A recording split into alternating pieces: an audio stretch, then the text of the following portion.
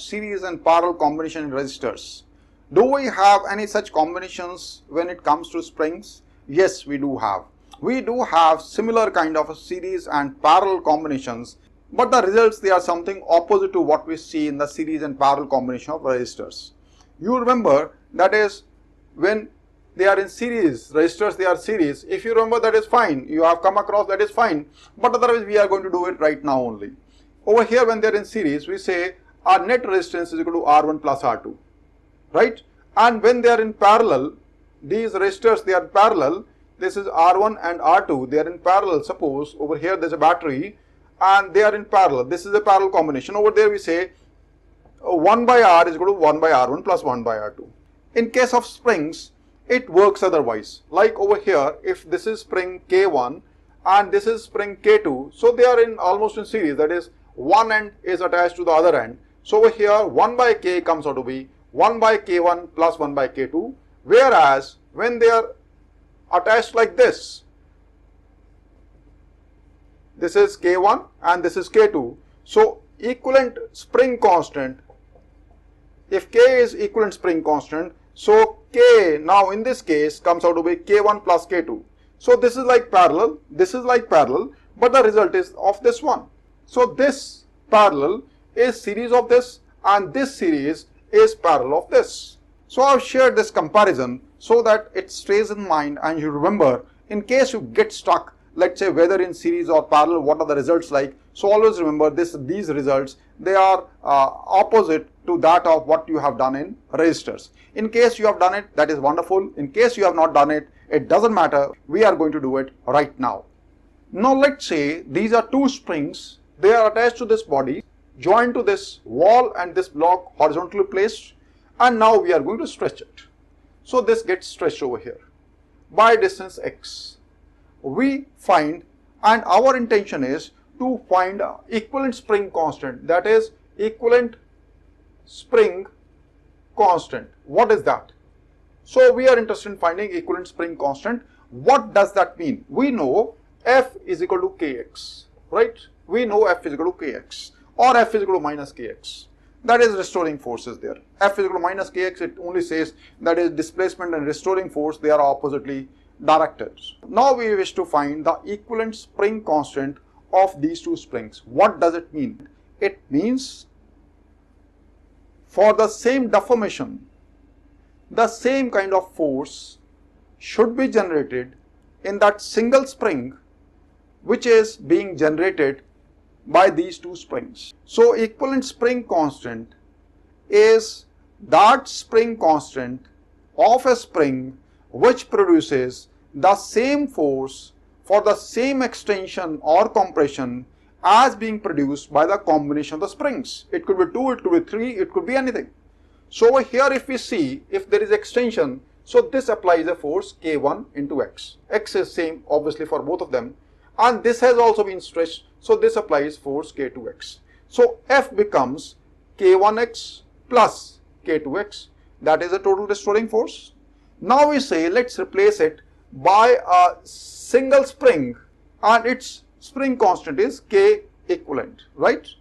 Now we define for the same extension, when the extension is same, there should be same force should be generated. This force that should be generated should be same as being produced by these two. So once again F is equal to Kx, where F is equal to Kx, where K stands for K equivalent of the spring. Now what is F? This F should be same as being generated by this combination. So this should be equal to K1X plus K2X should be equal to K equivalent X. X get cancelled. So K equivalent comes out to be K1 plus K2.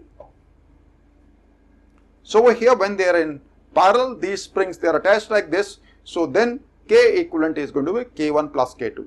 Now let's talk about when they are connected end to end. Now let's say over here this has been pulled like this. K1 and K2 they are attached end to end and in a horizontal position. Now we wish to find what is the equivalent spring constant of these two. Equivalent spring constant means for the same force we get the same deformation as in the case when we have 2 springs, 3 springs, 4 springs, whatsoever it is, and when we replace it by a single spring, then for the same force there should be same x, be it elongation, be it compression. Now if we look over here, when we apply a force F from here, and this K1 and K2, they are not identical. One may be a very weak spring, the other may be very thick spring. So when we apply a force over here, then there may be a huge extension and there will be hardly any extension in the spring. So do not assume that is if x is extension over here or x is compression over here, this x is going to be x by 2 in this and x by 2 in this. No, it is not going to be there. It depends on what is the spring constant of these two springs, right? So when the extension is not same in both the springs, so let's take it as x1 in this and x2 in this. This has moved from here to here and the total extension is x, and this extension is because of the extension in this and extension of this. So x1 plus x2 should be equal to x. Now it has gone from here to here and x has been the extension. Now it is stretching over here, right? We have pulled it F. Now once again we have reached equilibrium. There is a stretch in this, there is stretch x1 in this, there is stretch x2 into this. If we draw the force diagram, if the force is being applied this way, the same force has to be applied this way, because now this is stationary, this is not moving this way. So if there is a force being applied this way, the same force is being applied this way, the same force is being applied this way, the same force is being applied this way, and the same force is experienced by the wall, which is trying to pull it out. And we have just done, that is when you say F is equal to Kx, that both the sides there should be force. So over here we can get F is equal to K2 into X2, and for this F is equal to K1 into X1. So we had just done, that is if we apply 200 Newton over here and we apply 200 Newton over here, spring constant is 100 Newton. So we'll say F is going to be 200 Newton only. It is neither going to be 0, it is neither going to be 400 Newton. It is going to be 200 is equal to K. We had taken it as 100 Newton per meter into X. We had just done, so X is equal to 2 meter, right? Similarly over here, when you apply force over here, this has been pulled over here. Now this everything is stable kind of a thing. Nothing is moving. Acceleration is equal to 0. When acceleration is equal to 0, we are applying force this way. This force is this way onto this block, and this block through this string is applying a force F on this spring. Ultimately, this is also not accelerating. So this way also should be force is equal to F, and this they are identical. So F is equal to K2 into X2. F is same throughout the length. For this, F is equal to K1 into X1. And now x1 plus x2 is equal to x, right? So over here also we say, that is if we apply a force F, for this also, that is F is equivalent to, that is K equivalent into x. That is for the same force, there should be same extension as in this original combination. Now the whole thing is replaced by just one single spring.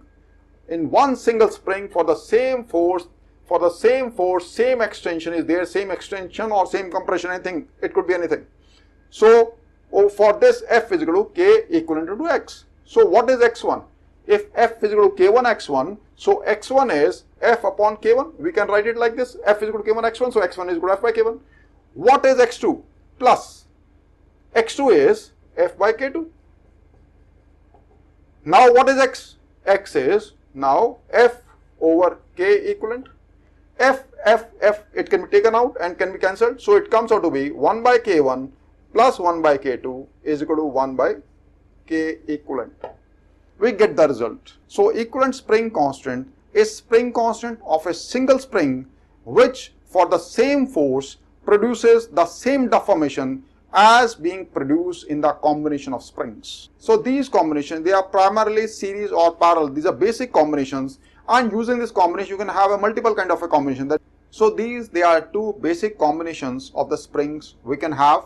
And if we have many number of springs, we can have few in series, few in parallel, and to them also something in series, something in parallel, and we can have various combinations.